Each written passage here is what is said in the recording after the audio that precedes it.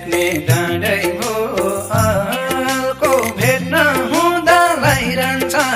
छाछाको औँठीको psycho छोडेर गए नि जेन्टाना भए नि झल्को सैको डाँडै हो आलको भेट्न हुँदा लाइरहन्छ छाछाको औँठीको सैको छोडेर गए नि